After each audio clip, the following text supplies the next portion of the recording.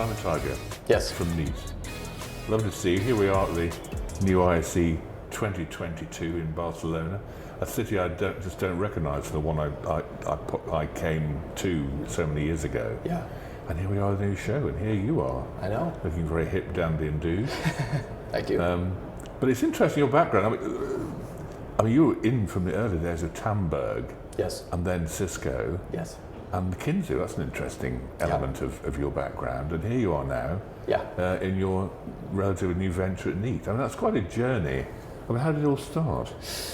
Oh, that's a good question. I mean, I'm an engineer by education, always been fascinated by technology, but I think my real passion I discovered in college was really the business side of technology. So when I started at McKinsey, I didn't really know what I wanted to do. Great school, lots of great people, learned a lot, and I met this guy called OJ, and I actually met him in Kitzbühel at a recruiting event in the ski lift.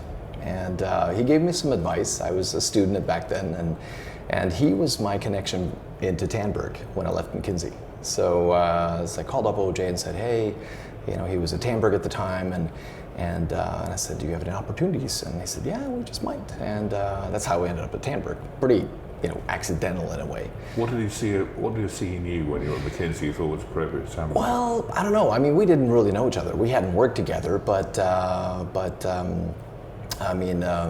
and we had different backgrounds, but we shared the passion for technology. I didn't know anything about video, but Tandberg, of course, at the time was a very, very exciting company in Norway, and I had read about it in the newspaper and was fascinated by that. So it struck me as a very exciting, place to go. And when I started at Tandberg, I kind of got into the real world, right? Got out of consulting and into the real world, and I learned so much.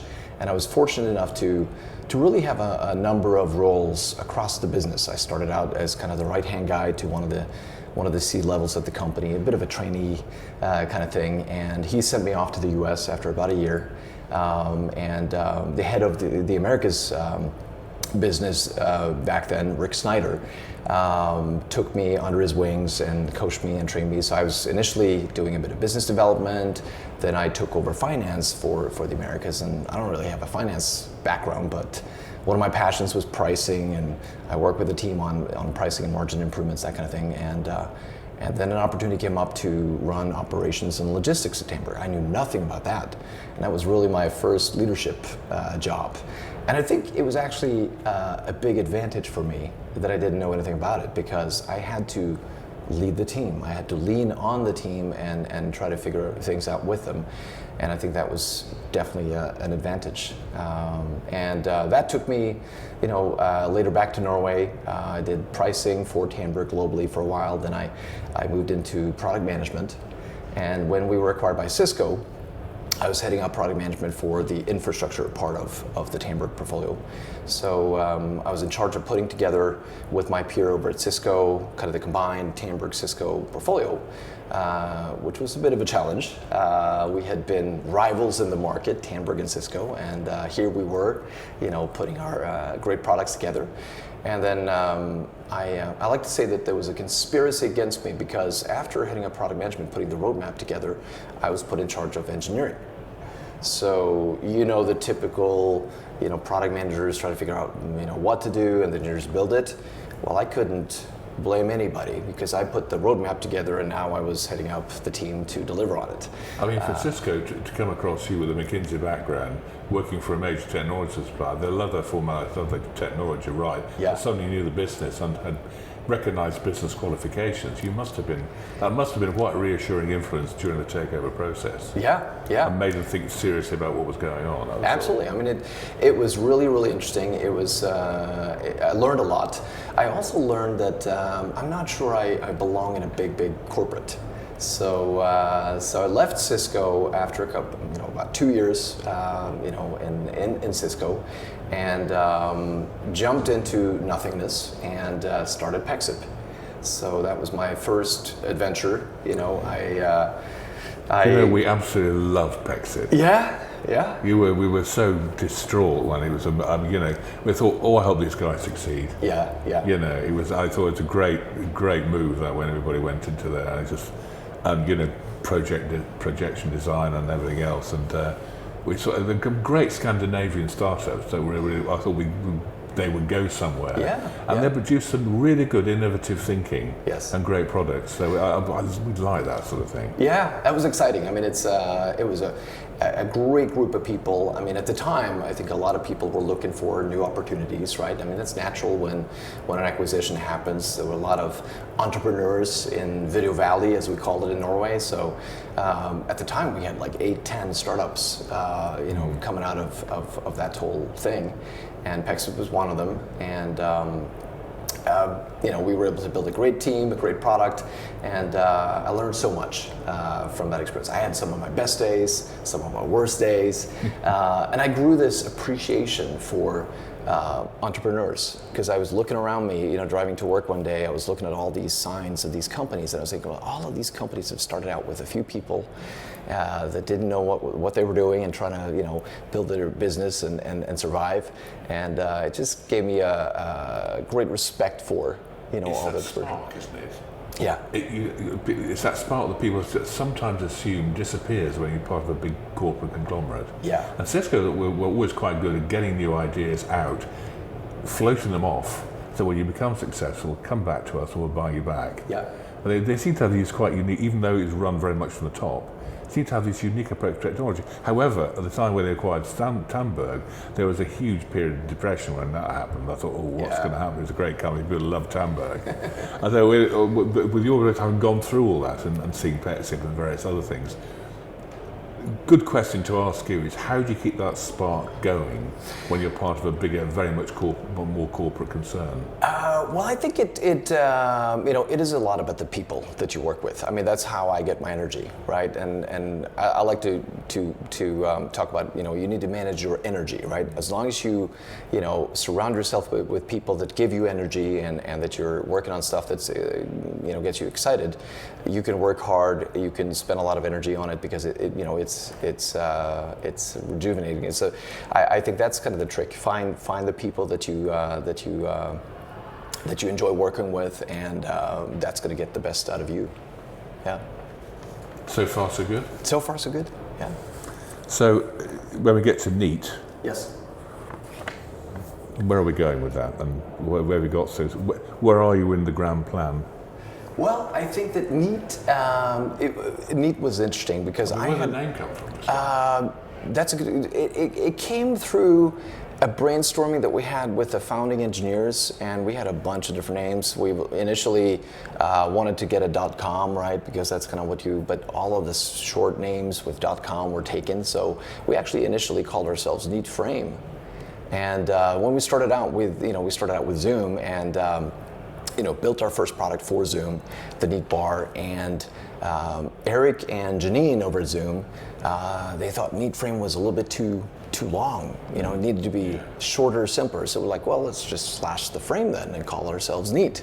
So, and that was that's been a great name, and it really is something that the entire team is picking up on. Like, everything we do needs to be neat. Right? We want to simplify everything. We want to make it delightful to use. We want to make it a great experience for our customers and users. And so NEAT really permeates the company in how we do things. Where have you got your team from? Do you look outside the industry and see where other industries could provide you with new ideas? Yeah, we've done both. So I think one of the things I learned from Pexip was that, of course, if you want to get it off the ground, obviously, the engineering team needs to be experienced. They need to know what they're doing. And so a core part of the team was from the industry and lots of experience for a number of these companies, right? Like Tandberg and Cisco and Akano and Pexip and Hudley and other companies that have, kind of come out of Video Valley. But then it's really important to get new, fresh thinking, new blood. So I think one of the things we've done well here at NEAT is that we have that core of experienced people, both on the engineering but also on the sales side. But then we bring in this fresh, new blood, new thinking from other industries that we can learn from. And I think that's one of the reasons we've been able to innovate both on the product side but also on the go-to-market side. So it's important to have the combination, the right mix there. Yeah. There seems to be a bit of a two-pronged thing going on at the moment. There's the technical thing of going for remote and now becoming hybrid, and there's also the major integration having to come along that's blending these environments. Now we've got Microsoft, I mean, the next version of Windows may well be Teams combo in one big environment, and Zoom's coming on. We're having a panel on Teams next later on today, and it's the alienness to those and likes the tech side. I think he's having a little more difficulty coping with the collaboration. Well, collaboration is now out the window. I think hybrid working. What does it constitute? How do things mix and match? But it's more of a personal thing than it is actually a technology story. Yeah. I mean, which part of those do you tackle with all this? Did you tackle the consultancy and the ideas behind what you're doing before you do product development, or is it a quite straightforward technical roadmap you follow? Well, when we started Neat, we didn't want to start another video company. I mean, we had done multiple companies, right? And I was actually out of the industry for a couple of years. I thought I was done with video, so I went into a completely different industry. But so when we kind of got together, and it's like, well, there's still unfinished business here, right? There's still some work to be done. And this was prior to the pandemic, of course. We wanted to really solve the problems that we hadn't been able to solve in the earlier days. We've always been dreaming about getting video into every space, right? That was kind of the dream we had at Tandberg, and we were kind of working towards that. So when we started Neat, we kind of took a step back and we said, what are the really important problems we need to solve, for this to be ubiquitous and make it accessible to everyone. So as part of that, we realized, well, the products have to be really, really simple to buy and simple to install, and it needs to be very easy to use.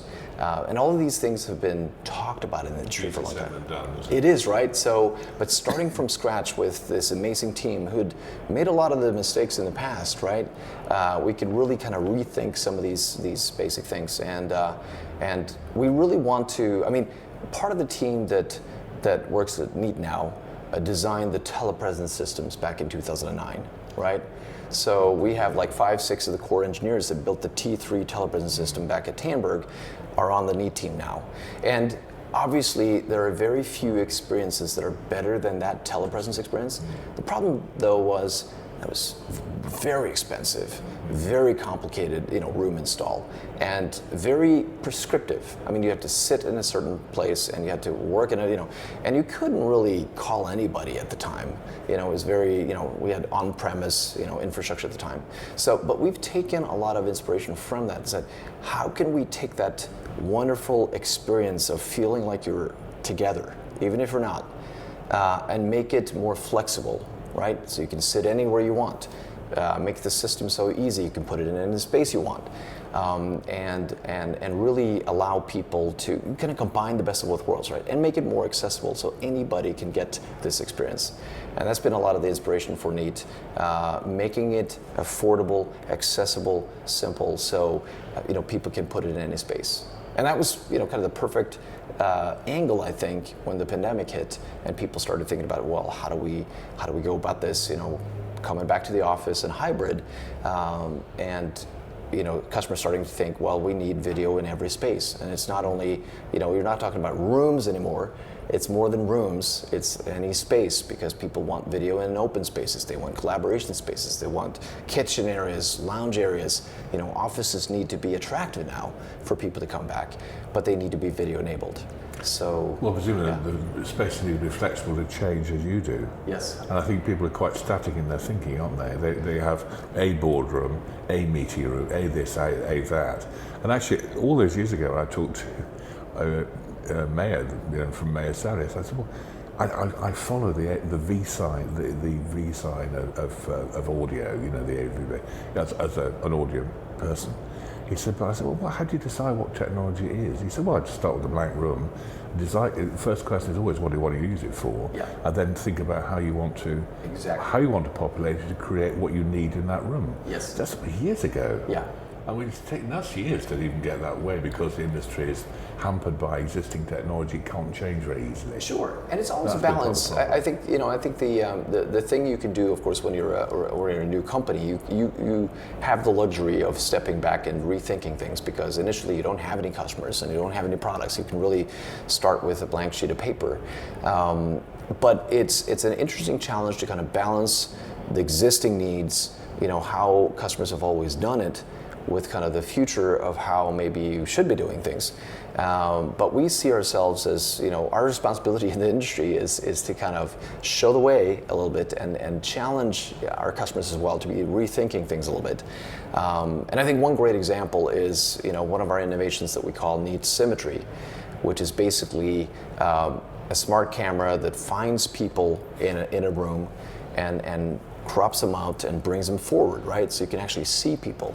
And I think, and this has been extremely popular among our customers because, this is an age-old problem, right? That you have people in a conference room and the camera frames everybody, but then they're so small, right? You can't really see them anymore if you're on a bigger call. But this is an example of an innovation that really solves an age-old problem in a very new, innovative way, but it's a real important problem, right? And it's something that, we heard from our customers as they were returning to the office. They were telling us, well, we actually don't want to go back to the office because if I'm in a room with people, nobody sees me anymore. I'd rather be in my home office because then I have my own frame, right? And we said, well, we can help you with that, right? So we're trying to, then merge kind of the physical room, the physical space with the virtual participants. So that's why we call it symmetry, right? Restoring symmetry between the physical and the virtual. You want a thinking space, don't you, that decides what you need rather than you have to worry about it. Yeah. Something does, this is where machine learning or AI might come in at some point. Yes. That starts to then adapt to how you're behaving. Yeah. And create the environment that's appropriate for what you're doing. That is the thing. And our approach really is that, we'd rather not ask the customer or the user to do anything if they don't have to, right? So, take the camera in a room. It's always been, put on the user to, select the right preset or change the camera view or you need to code something, automate stuff. But we've, taken machine learning and made our cameras so smart that you don't have to do anything. All you have to do is be in the room, be yourself, and the camera will find you, pull you out and present you in the call and track you, individually, right? So if you have 5 people in a room, they're all individually tracked and you always stay in view even if you move. And that's important because we want the meeting to feel like a real meeting. We want people to not think about video and act and work as though they were all together physically. And that's something that we apply across everything. We don't want to complicate things. We don't want to put it on the user to have to make choices. If we can automate it, we'd like to do that. You can't have a user making choice. What's the world coming to if you're going to let that happen? Stay away. I could talk to you for hours, but thanks so much for coming in, Simon. Much appreciated. Thank you, Clive.